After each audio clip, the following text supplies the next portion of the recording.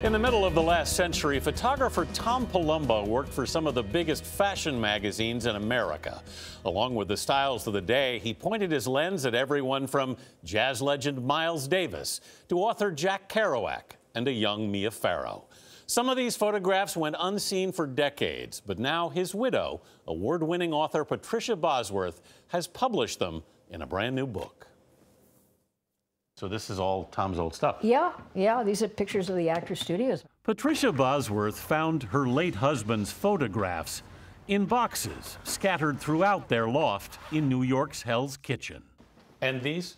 Oh, these are some of Tom's cameras, a Hasselblad, and I've saved them all. And Patricia, what's this? Oh, this was the light that he used at Vogue and Bazaar. It was a light that simulated daylight.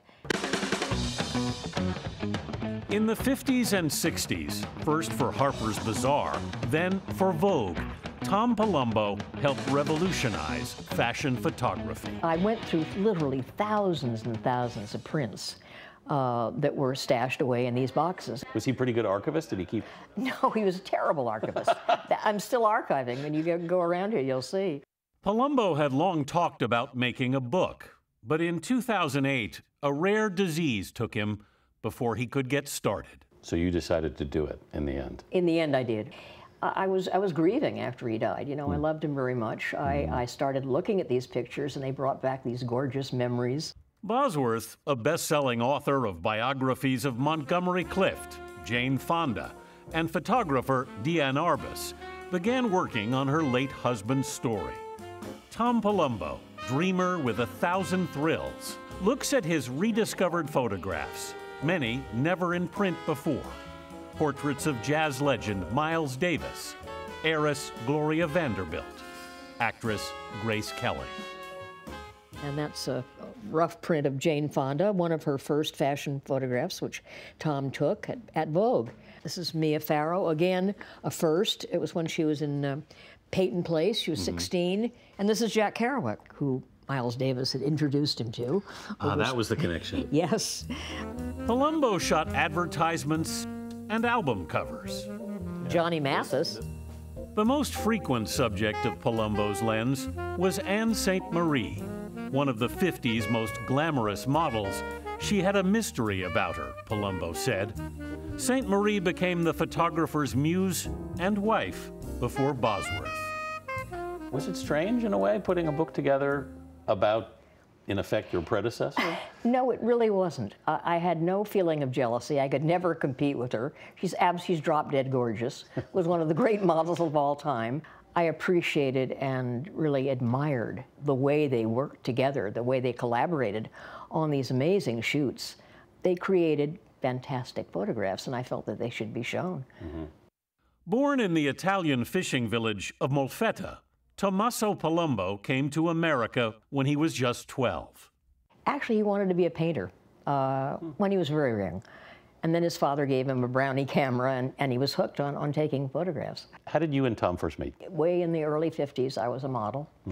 Not a very good model, but he took some of my first test shots, and I liked him a lot.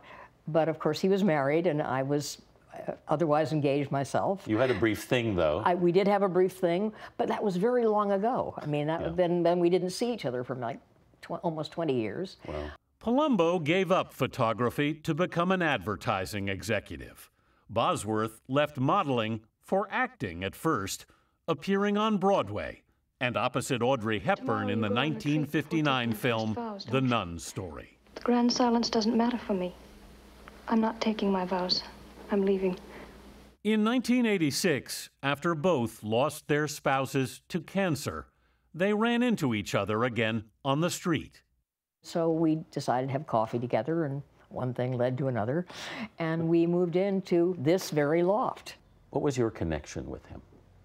I wanted to be around artists. I wanted to be around creative people, and Tom was the most creative person I'd ever met, the most curious. They became collaborators on magazine articles, theater projects, and finally, this book. It's always interesting when you lay out a body of work, you know, what you see. Yes. I think I was able to really show the evolution of an artist. This book is a 10-year labor of love. They're fanciful pictures, they're dreamy pictures, they're gorgeous pictures. Yeah, they're really remarkable pictures. And it's incredible to me too when you think about it. He put down his camera, for a long time, and yet this incredible body of work, is still there. I think it's remarkable as well how Patricia Bosworth can just look at this in such an objective way and appreciate his talent and have absolutely not a hint of jealousy about I mean, personally, it's just fascinating to see that dynamic. She really understood his creativity. It's a great book.